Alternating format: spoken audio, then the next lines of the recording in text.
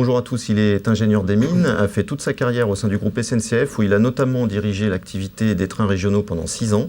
Depuis 2012, il préside le directoire de Keolis, la filiale de transport urbain de la SNCF qui gère notamment des réseaux de bus, de métro et de tramway. Bonjour Jean-Pierre Farandou. Bonjour. Ces dernières années, Keolis nous a plutôt habitués à une croissance à 2 chiffres de son chiffre d'affaires. En 2013, cette croissance n'a été qu'un peu plus de 2%. Comment expliquez-vous ce tassement ? Vous savez, le transport public partout dans le monde est devenu un enjeu vital pour les grandes agglomérations. Et Keolis est un apporteur de solutions.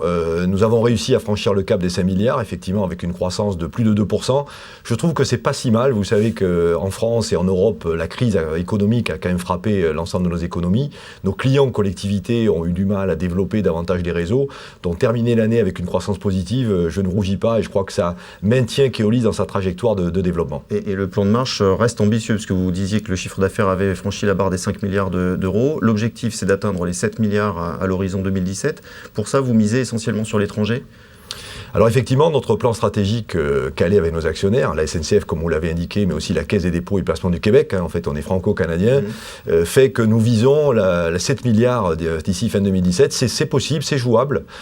Comment y arriver ? Par une croissance équilibrée entre la France et l'international. La France, nous devons continuer à croître, notamment dans les transports départementaux et dans le stationnement. Et puis l'international, alors certainement la croissance principale se fera à l'international, avec plein de perspectives intéressantes en Amérique du Nord, au Royaume-Uni, en Australie. Il y a encore de belles possibilités de développement pour Keolis. Au Royaume-Uni, vous venez de le dire, ce sera une année cruciale au Royaume-Uni en 2014 avec 4 gros appels d'offres. Je dis 2 parce que si vous en remportiez ne serait-ce que 2, l'objectif des 7 milliards, il serait presque atteint dès 2014, non ?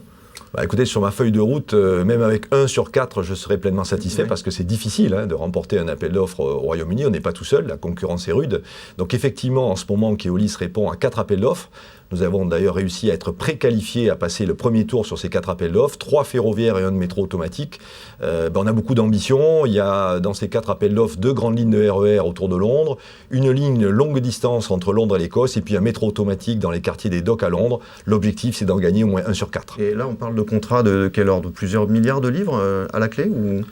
Pour les plus importants, je pense que le plus important, c'est le contrat de la côte Est de l'Angleterre, qui s'appelle East Coast Main Line. Là, c'est plus d'1 milliard de livres sur 8 à 10 ans. Donc, vous voyez les enjeux, et ce sont effectivement des chiffres d'affaires considérables.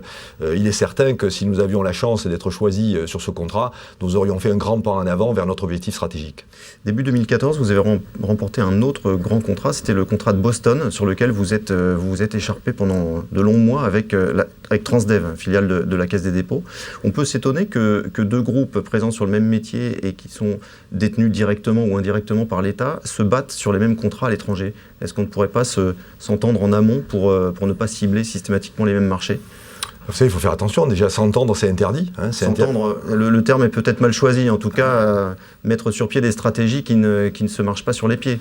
Oui, voilà. Donc attention au terme. Toute entente, qu'elle soit en France ou à l'étranger, est bien sûr interdit par le Code du commerce. Donc, il faut faire très très attention à ces sujets-là. Et il est hors de question que Keolis s'entende en quoi que ce soit.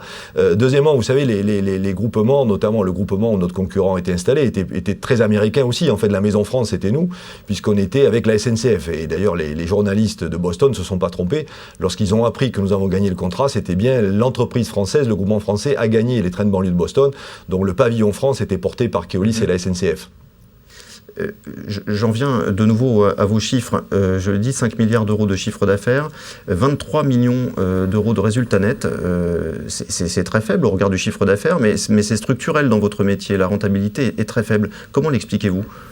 C'est normal parce que n'oublions jamais que nous sommes une activité de service public, de délégation de service public. L'essentiel de nos ressources, c'est de l'argent public. Et il serait à l'inverse inconcevable que nos marges soient trop importantes puisque nous vivons beaucoup de subventions, d'exploitation ou d'investissement payées par les collectivités. Donc c'est grandeur et servitude de la délégation de service public, de gros chiffres d'affaires, beaucoup d'activités. Nous transportons d'ailleurs 2,5 milliards de personnes par an, donc énormément d'activités. Et à la fin, un petit résultat, c'est la logique de nos métiers, nous l'acceptons. À nous d'être ingénieux, de gérer chaque euro, chaque dollar quand on est à l'étranger C'est d'ailleurs ça qu'attendent les collectivités, cette capacité d'optimisation des charges d'exploitation d'un côté et des recettes de l'autre. C'est l'essence même de notre métier. On entend souvent dire, les professionnels de votre secteur, que les passagers ne payent pas assez, en France en particulier, pour les transports en commun. Or, pendant la campagne électorale, on entend pas mal de candidats dire au contraire qu'il faut étendre la gratuité à de plus en plus de catégories de voyageurs. Comment est-ce que vous réagissez à ces propositions ? Je crois d'ailleurs qu'il faut d'abord avoir en tête que l'équilibre économique de notre métier est quand même problématique, puisqu'on a un ratio dans notre métier, on suit le rapport entre les dépenses nécessaires pour exploiter les réseaux et les recettes payées par les usagers. Ce ratio baisse. Et maintenant, en moyenne, on est à peu près à 30%, c'est-à-dire que ce que payent les usagers, c'est 30% du coût, et donc le contribuable paye 70%. Et je pense que ça, c'est une question de société. Quel est le bon curseur entre ce que paient les usagers d'un côté, ce que paie le contribuable de l'autre ? Oui, il ne faut pas se tromper, évidemment, quand on parle de gratuité pour les voyageurs, la gratuité, elle est faciale, parce que le contribuable finance bien. Exactement, donc je pense que ce sujet, il ne faut pas l'occulter. Oui. Deuxièmement, alors là, c'est un avis de citoyen, mais je ne suis pas le seul à le dire, d'ailleurs même la Fédération nationale des usagers du transport le dit, la gratuité, c'est peut-être une fausse bonne idée, parce que je pense dès lors que vous utilisez un service public, en termes de solidarité, c'est important d'en payer une partie du coût, peut-être une petite partie du coût, mais d'être solidaire en apportant votre éco. Vous savez, un ticket de bus, c'est 1 euro, 1,20 €. Avec un abonnement, ça peut descendre à 20 centimes ou 30 centimes. Il y a beaucoup de tarification sociale aussi pour les publics qui sont en difficulté. Je pense que vraiment, c'est important que chacun amène son éco pour financer une partie de l'exploitation des réseaux. Et dans ce contexte-là, vous avez fait en 2014 de la lutte contre la fraude une priorité. C'est un enjeu à 70 millions d'euros pour Keolis. Pourquoi en faire une priorité ? Le phénomène s'aggrave aujourd'hui ? Mais avant d'être un enjeu économique, c'est un enjeu de société. Là encore, je veux dire, ça va mal, on le sait bien, hein, l'argent public est plus rare. Il est tout à fait logique, dès lors que vous utilisiez un service public, que vous apportiez votre petit éco. Ça, c'est très important, il faut être tous solidaires, parce que si c'est pas vous, sinon c'est le contribuable, et c'est les autres qui paient pour vous.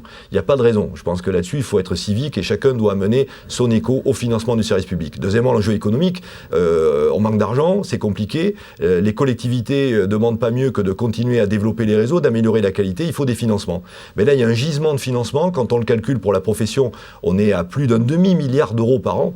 Il est quand même légitime d'aller chercher cet enjeu sur la fraude. Et si on peut récupérer 100 ou 200 millions tous ensemble, il faut le faire, parce que cet argent sera utile pour améliorer la qualité et continuer à développer les réseaux. Le métier le plus rentable chez Keolis, c'est l'exploitation de parking via votre filiale EFIA. Est-ce que votre intention est de grossir sur cette activité ? Alors le stationnement est effectivement plus rentable parce qu'on investit davantage, hein, il n'y a pas de mystère. Là, pour le coup, les marges sont plus importantes parce que l'effort capitalistique est plus lourd puisqu'on finance des travaux de rénovation, par exemple, ou de mise aux normes. Oui, effectivement, le stationnement pour nous est important. D'abord, ça nous amène une vraie compétence de mobilité globale. On est le seul transporteur à être aussi sur le parking. Et le parking, c'est l'endroit où la voiture particulière se réconcilie avec le transport collectif. C'est là où vous laissez votre voiture et vous prenez le mode lourd, le tramway, le métro qui va desservir ce parking. Donc ça fait de nous, Keolis, une entreprise capable de raisonner sur l'ensemble de la chaîne mobilité. Deuxièmement, nous sommes le numéro 2 en France. On a fait une très belle croissance en quelques années. Effectivement, nous comptons continuer à profiter des opportunités sur ce métier, qui est un beau métier et qui rentre bien dans notre philosophie de mobilité globale. Merci beaucoup, Jean-Pierre Farandou. À bientôt. Merci beaucoup. Merci.